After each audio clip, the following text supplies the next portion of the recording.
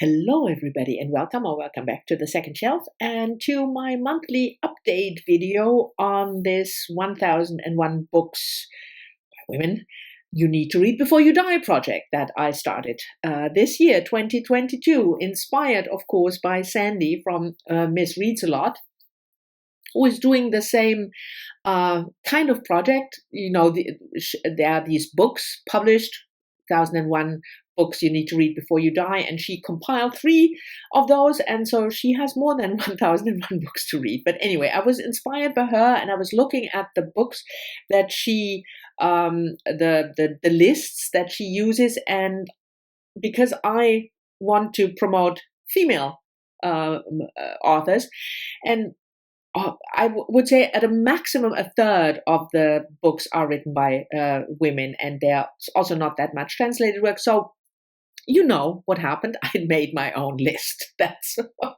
how I work. And you will find a link to the Goodreads shelf called 1001 Women, where I list all the books. You can also see I made now a second shelf and a third shelf for the books I read and the books to read, and a fourth shelf with possibles, because some of the books that I picked to read, obviously, I don't know much about, and it can turn out that it might not deserve a place in that list. I removed already 2 because they were just not what I thought they would be. Anyway, a lot of preliminaries, and I also asked you guys whether you be interested in a sort of monthly update, and some of you were, so the rest of you just either has to roll with it or skip this video. So I will update you on the books that I read in a certain month and the books that I'm planning on reading. And my idea is I'm following Sandy's lead here a little bit to read about 50 books, which means that it will take me more than 10 years, but we're not gonna think about that. Anyway, the statistics first. Let me check that. As of April 1st, I have read 391 books, and so there are 610 to read. In March, I read 6 books in total, and that brings me in 2022 to 18 books, and that is on schedule, I would say, if I want to read about 50 in a year. I mean, more is always welcome. Anyway, on to the books. The books that I read in March, I already discussed in my recent reads video, or some even in the tops and flops. So I'm not going to spend that much time repeating what the book is all about. I just give for those of you who might not have watched all of my videos, even though I can't believe that anybody of you would watch all my videos. But for those of you, I will give a short description so that you know what the book is about, and I will also tell you whether I liked it. So the first one was translated fiction, Rita Indiana Tentacle, published, translated from the Spanish by Achi Obejas. And I read this for Invisible Cities because in March, one of the countries was the Dominican Republic, and this writer is from the Dominican Republic. I have never read her. It's a kind of, I wouldn't call it sci-fi, but it's a dystopian book about a very set in the Dominican Republic, and something happened in the past, some kind of disaster, natural disaster, and it's rough there. And the main character, especially the sea life, is almost extinct. And the main character, a trans man going under his female name Asild in the beginning and then changing the name in the course of the book, is the main protagonist. And there is a prophecy that Asild will be able to save humanity by going back in time. And then time travel, don't picture this as, actually stepping in a spacecraft and, going back in time, but it's more a virtual thing. So with your mind, you're sort of going back in time. I liked it, but I think it's one of those books. It was weird. and it was maybe a bit too weird for me to understand it. And that also means it's one of those books I think that need to be reread in order to really grasp what is going on. But yeah, it was certainly worth it. The next book that I read that is on the list, I also read for the Women's Prize for Fiction, and that is a Trinidadian novel by Lisa Ellen Agostini, The Bread the Devil Need, published 2021. And I just featured that last week in the tops and flops. It surprised me because it's written in Trinidadian Creole.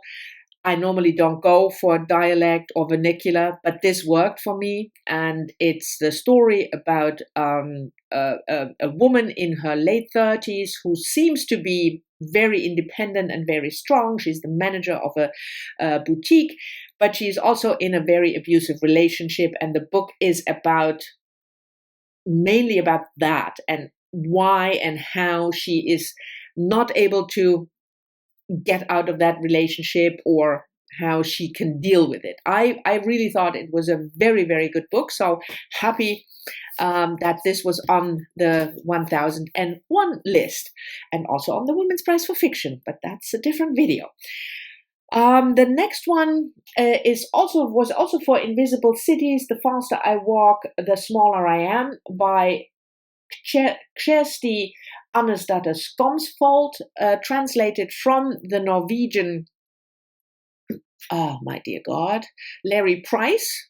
Is that true? No, that was a different book, I think.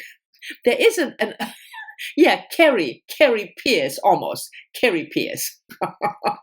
Sorry, Carrie Pierce. So the Leri Price also is a translator, but she translated a different book. This I also featured in the tops and flops last Sunday. It's the story, thin little book, the story about Mathea, an older woman who is reflecting back on her life. She's quite lonely. It's a sad book. There is conversations with her husband, but she's not a people's person. She admits that, but it's also that most of the people that she knows are dying, and the reflections are very thought-provoking. It was one of the books in my tops, the book that I thought about the most, and I thought it was a really, really good book. So I'm also happy about this one on the list. And the next one was also translated fiction, one of the authors that I really, really admire. Unfortunately, she already passed away. Dasha Drindic, a Croatian author, EEG.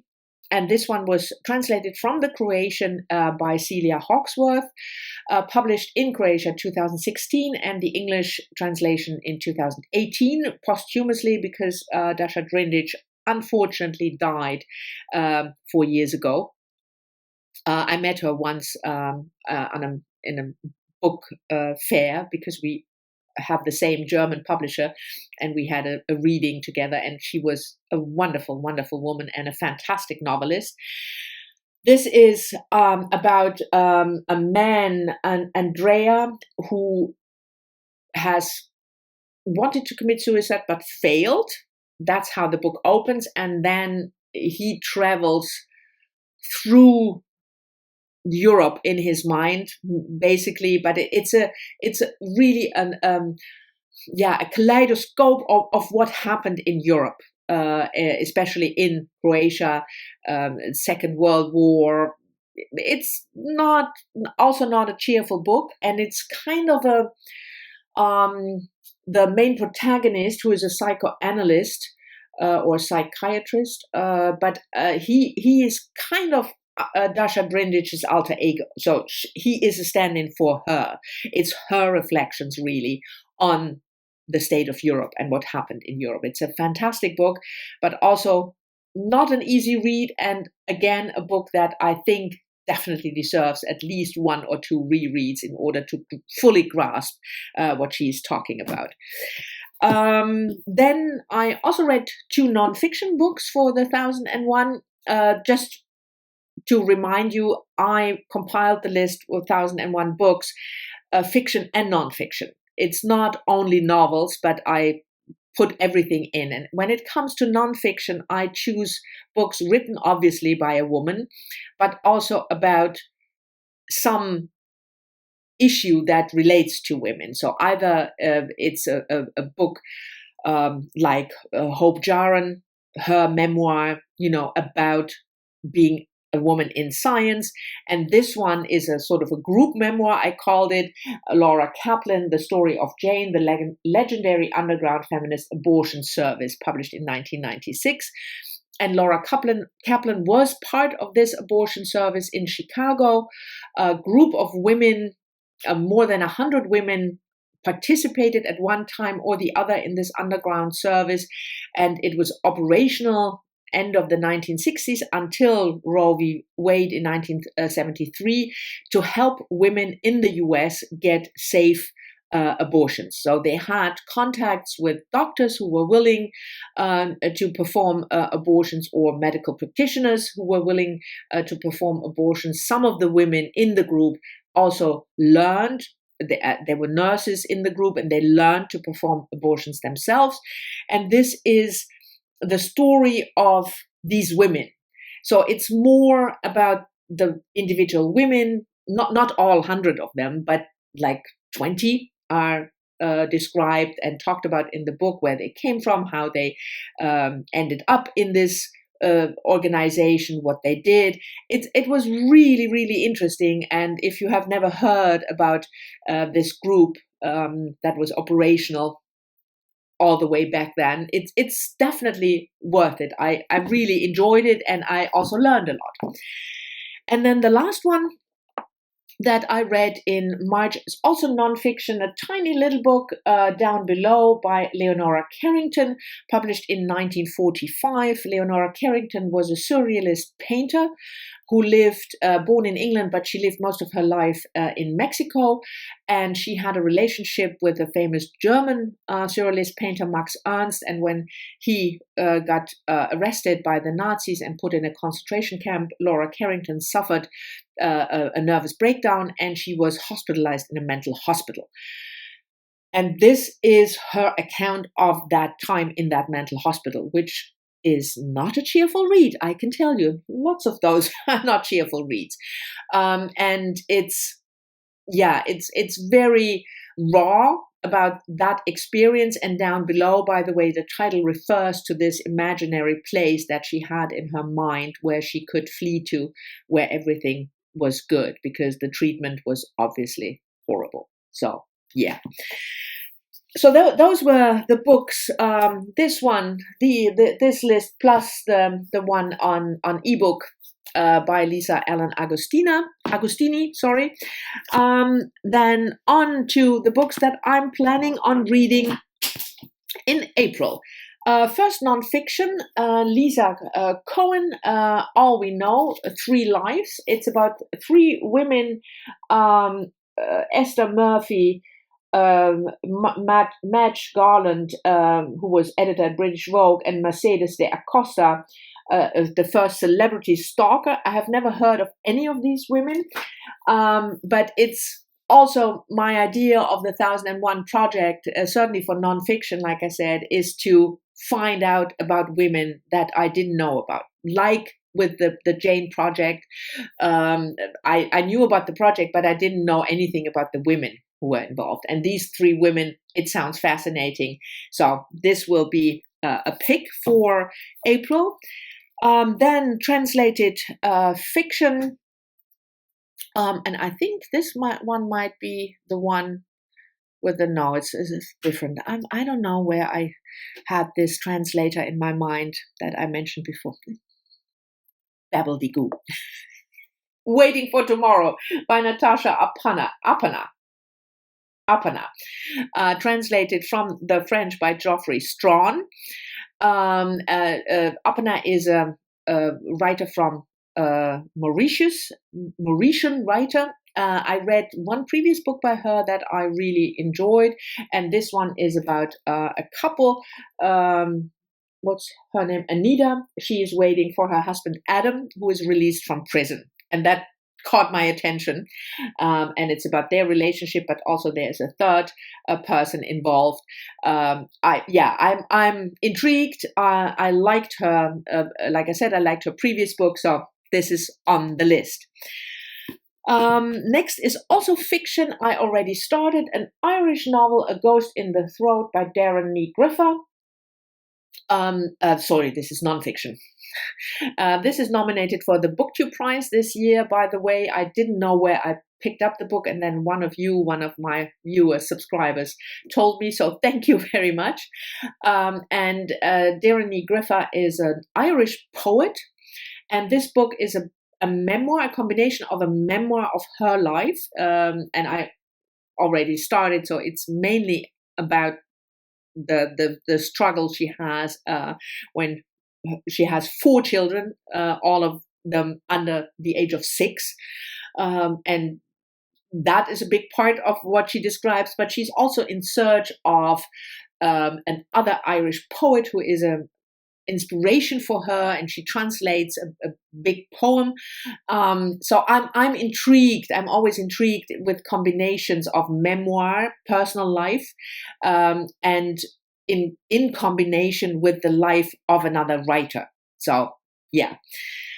Then we move on to translated fiction. Planet of Clay by Samar Yazbek.